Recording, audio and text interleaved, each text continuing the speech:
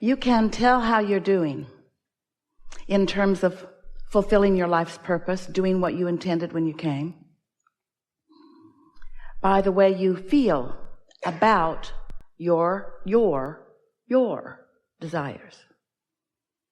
Because if your desire is thrilling to you, it means not only that you are not resisting it, you are not offering contradictory thoughts about it, but it also means that you've been focused upon it long enough that it has quite a bit of momentum. That's what that thrilling feeling about your desires is about. If your desires bore you, you're not necessarily contradicting them, but you're not necessarily focusing much upon them either. And so, by lack of attention to them, there is not much momentum going, so they're not that powerful. So when someone says, "How you doing?" you go, "Okay." That's different than what we mean here by having desires that thrill you. When your desires thrill you, it means that you have found a piece of the desire and you have focused upon it enough that it is often active in your vibration. And since it's often active in your vibration, then there's a strong attraction to you and to it. But there is some distinction that is worth understanding. And in order to understand this important distinction that we're about to offer to you, you must first realize that you, in your physical bodies, are an extension of non-physical energy. Most humans don't have a problem with that because it's quite obvious to you that there is more happening than what you all are doing on this planet. The way your Earth spins in its orbit is a clue. And so sometimes you refer to it as source or God or soul. So you have some awareness of this non-physical energy, but we want you to understand the power of you that existed before you were born into this body, and the power of you that non-physically exists even though you are now in this body. We want you to understand the two aspects of you, because if you don't understand the two aspects of you, and if you aren't wanting each day to accomplish a blending of those two aspects, then you cannot really be you. Then you may be doing things all day, every day that contradict who you really are. And so you are affecting a sort of separation. That's too strong a word, but you can pinch yourself off from yourself enough that you don't feel that good. You begin to feel insecure or jealous or unstable or vulnerable or even angry or frustrated. In other words, all of those negative emotions that you sometimes feel are your indicator that you are not allowing, by virtue of the thought that you are thinking in your human physical personality, you are not allowing the whole of you to be present with you right here, right now, in the moment of this negative emotion. And so, as you come to understand these two aspects of you that we are always wanting to help you find a blending between, then you can begin to understand how you really create your own reality. When life causes you to know what you don't want, you also know what you do want. When life shows you what you do want, it also shows you what you don't want. This contrast helps you in the deciding of what you want. And even when you don't say it out loud, these decisions are being made by you all day, every day. And so you are emanating these vibrational requests, decisions, preferences all day, every day.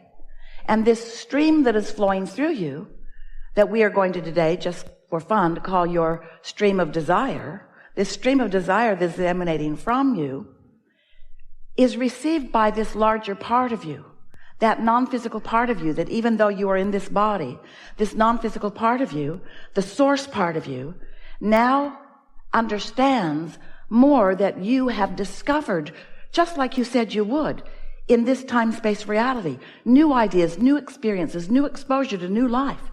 This combination of beings that is happening right here in this room, both physical and non-physical, has never been before unto the universe. And this unique body of consciousness is going to produce today some thoughts, some ideas, some motion forward that has never happened before.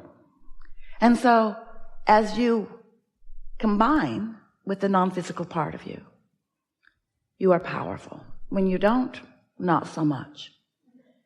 So as you emanate these rockets of desire, and your source, your inner being, focuses upon them, there is a really powerful point of attraction. You know about law of attraction? You're talking about it more and more.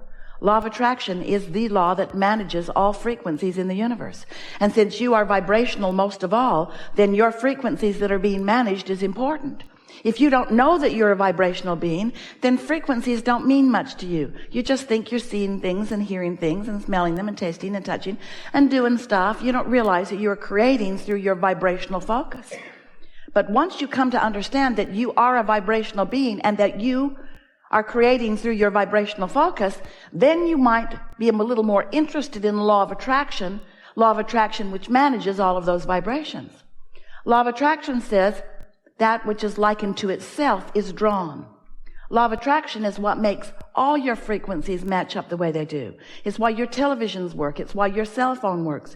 It's why you set your radio dial on the frequency of the station that is broadcasting what you want to hear, because your receiver has to be set to the broadcasting station or frequency, or you don't hear it. You understand that as you're moving about your physical environment. But most of you have not thought of yourselves as being a transmitting and receiving mechanism, even though you are.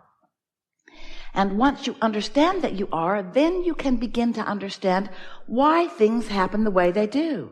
Because there is a frequency that is emitted and a frequency that is matched by law of attraction and a frequency that causes other cooperative components to come to that frequency. And that's the reason that things happen around you the way they do. There's no mystery. There's no luck. There's no chance. There's no distortion. There's no unfairness. There's no any monkey business going on. There's just you and the universe and your point of attraction, period. We've enjoyed this interaction. That's all there is. That's all there is. And so you get to know that, and you get to watch the evidence of that. You get to offer a vibrational frequency deliberately, and you get to watch the results of it. Or you get to offer a vibrational frequency indeliberately. We call it creating by default, and you get to watch the results of it. Yesterday we offered an analogy of a train going 80 miles an hour or 100 miles an hour that way, with two big engines that are pulling it on a nice flat topography. And the train just steadily goes in the direction that it means to go. But if you were to put two equally powerful engines on the other end of that train, headed the other direction, then that train would essentially stay right where it is. In other words, no motion forward and no motion backward, because there is a desire and a belief that are contradicting one another. You sort of get the hang of what we're talking about here? So we want you to be more aware of what your beliefs are and the power of them and whether they harmonize with your desires. A belief is just a thought that you continue to think. That's all it is. It's just a practiced vibration. And so if you've got practiced vibrations about your desires, but contradictory practiced vibrations about how you don't believe that, then you're not gaining ground. And if you're like most people, you become discouraged, and then you look for other reasons to explain why it's not going better for you. As you compare the results, the manifestational, actualizing, materializing results that others are getting as they're turning their thoughts to things, as you only measure the results, you do yourself a disservice, because you have no way of knowing what their thoughts were that produced those results. So we are not encouraging you to evaluate your method by what others are accomplishing. We encourage you to evaluate your method by how you feel, by what you're doing with your energy. Because if someone else is getting really good results, it's a sure thing that they're not splitting their energy. And if you could get up close to them, you would hear them saying things like, I really like that, and I'm really looking forward to that, and this is a really good thing. And you would not hear them saying things like, I'm not sure, and I don't know what I'm doing, and I can't figure out how to do this, and life is really hard, and I really want that. But you wouldn't be hearing that from them. But if you're not aware of your own emotions, if you're only listening to words that people are saying and only observing the results that others are getting, then you're not giving yourself the opportunity to really understand what's going on with you. And what's going on with others really doesn't have anything to do with what's going on with you. You are the most technologically integrated society that has ever been, which means you've got your nose in a lot of places that does not serve you. We really think you should call it nose book.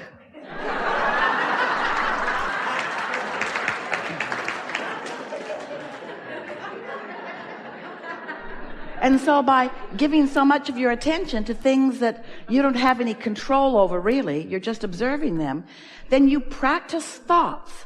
You continue thoughts that often don't serve you. So deliberate creating requires deliberate thought. And deliberate thought requires a sensitivity to the way you feel. And a sensitivity to the way you feel requires understanding what your emotions mean. And so we can put it to you really, really simply. When you ask for something, which we call step 1, contrast causes you to do that. Step 2 happens, which source becomes a vibrational match to what you're asking for. When you ask for more money or for a relationship or for an improved anything, your inner being becomes the vibrational equivalent of it. When you ask, it is answered.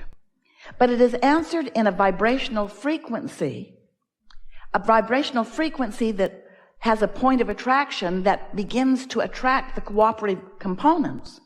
But unless you are in the same vibrational frequency, you're not privy to, you're not aware of, you're not part of, not quite yet, the awareness of the attraction of all of these cooperative components.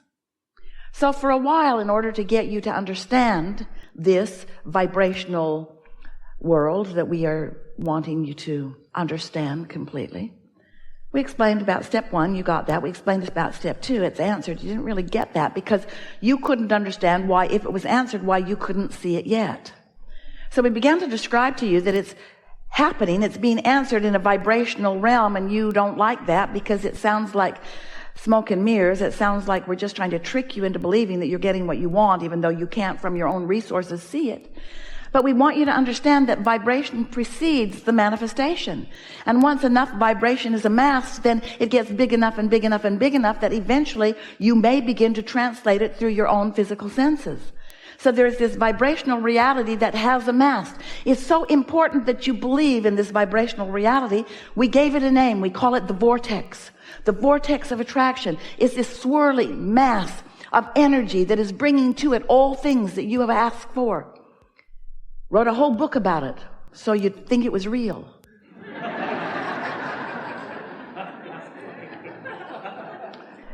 And you began to sort of take our word for it a little bit, but we began to hear you say things like, all right, Abraham, you've talked about this vortex. Esther's pointing her arms at this invisible stuff over here, and your voice gets louder and louder and happier. You talk about this vortex of creation where everything you want is. Just tell me, how do I get my stuff out of the vortex and into the bank? How do I get it out here where I can see it? And then for a while, we said, go in there. Go in there where it is. Go in there where it is. Well, you just kind of freaked out over that. We made imaginary doorways and walked through them. I'm in the vortex, you said, but none of you really believed the vortex, even though it is real. And we get it. You want to see it and hear it and smell it and taste it and touch it. You want to prove it through your own experience. And we want you to too. In fact, that's why you're here in these physical bodies. You came to be on the leading edge where thoughts do turn to things. You came to materialize ideas. Your earth was once a swirling mass of vortexual stuff that you couldn't see, and now it's something that scientists see and understand and measure.